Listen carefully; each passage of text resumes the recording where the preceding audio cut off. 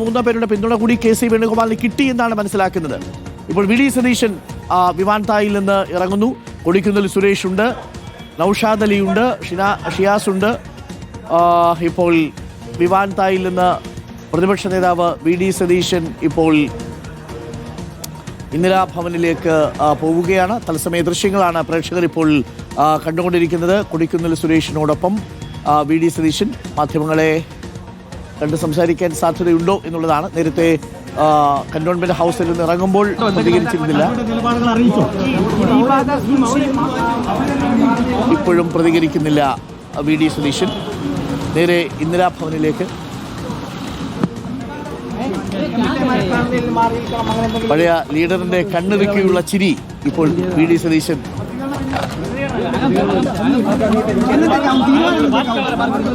കണ്ണിറുക്കി ചിരിച്ചു പോകുന്നു.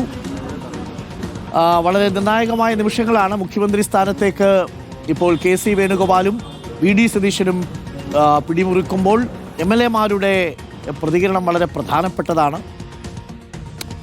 പ്രതികരിക്കാതെ V D Satheesan ഇപ്പോൾ ഇന്ദിരാഭവനിലേക്ക് പോവുകയാണ്. ഇനി MLA-മാരുടെ അഭിപ്രായമാണ് ആരായുക. നേതാക്കൾ ഓരോരുത്തരായി ഇന്ദിരാഭവനിലേക്ക് എത്തുന്നുണ്ട്. അപ്പോൾ രംഗം മാറുന്നു. അപ്പോൾ TV പ്രസാദ് ഇപ്പോൾ പ്രതിപക്ഷ നേതാവ് കൂടി ഇറങ്ങിക്കഴിഞ്ഞു. ഇനി അടുത്ത വേദി ഇന്ദിരാഭവനാണോ? അരുൺ പറഞ്ഞതുപോലെ ഇന്ദിരാഭവനിന് ശ്രദ്ധാകേന്ദ്രമാകുന്നു. ഹോട്ടലിൽ നിന്ന് ഓരോ ആളുകളായി ഇറങ്ങുന്നു. അല്പസമയം മുമ്പ് പുറത്തേക്കിറങ്ങിയ ദീപാദാസ് മുൻഷി തിരിച്ചു കയറിയിട്ടുണ്ട്. അല്പസമയത്തിനകം പുറത്തേക്കിറങ്ങുമെന്നാണ് പ്രതീക്ഷിക്കുന്നത്.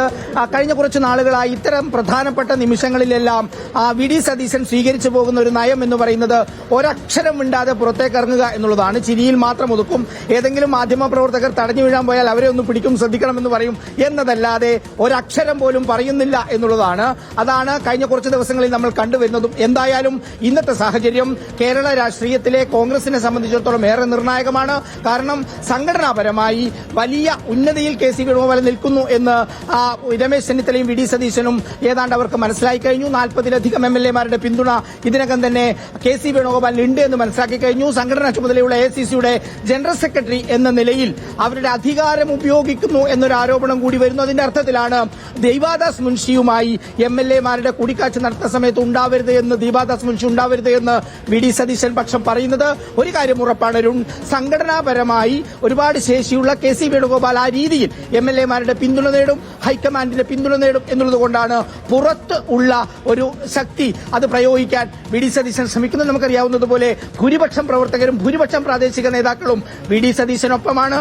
അതുകൊണ്ട് തന്നെ മുസ്ലിം ലീഗ് നേരത്തെ വി ഡി സതീശന് വേണ്ടി പറയുന്നു. അതുപോലെ തന്നെ വിവിധ സാംസ്കാരിക നായകർ ഒപ്പിട്ട് രാഹുൽ ഗാന്ധിക്ക് കത്തയക്കുന്നു. അങ്ങനെ തുടങ്ങി പുറത്ത് ഹൈക്കമാൻഡിന്റെ പുറത്ത് സമ്മർദ്ദമുണ്ടാക്കാനുള്ള ഒരു ശ്രമം വി ഡി സതീശന്റെ ഭാഗമായി ഉണ്ടാകുന്നു. പക്ഷേ കെ സി വേണുഗോപാൽ മുഖ്യമന്ത്രിയാകാനാണ് കെ സി വേണുഗോപാൽ ആഗ്രഹിക്കുന്നതെങ്കിൽ ഉറപ്പായും കെ സി തന്നെ ആകുന്ന നിലയിലേക്ക് കാര്യങ്ങൾ മാറും. പക്ഷേ വി ഡി സതീശനും രമേശ് ചെന്നിത്തലയും വിട്ടുകൊടുക്കുന്നില്ല. ഇനിയിപ്പോൾ ഇന്ദിരാഭവനിലേക്ക് ചർച്ചകൾ മാറും. അല്പസമയത്തിനകം ഇവിടെയുള്ള മുഴുവൻ ആളുകളും ഇന്നത്തെ രാഷ്ട്രീയ നാടകങ്ങളിൽ രണ്ടാമത്തെ വേദി ഇന്ദിരാഭവൻ. ഇനി എല്ലാ കണ്ണുകളും ഇന്ദിരാഭവനിലേക്കാണ്. അവിടെ മുതിർന്ന നേതാക്കൾ എത്തിക്കഴിഞ്ഞു. MLA-മാർ ഓരോരുത്തരായിട്ട് എത്തിച്ചേരുന്നുണ്ട്. അല്പസമയത്തിനുള്ളിൽ വിമാനത്തായിൽ നിന്ന് നിരീക്ഷകരെത്തും.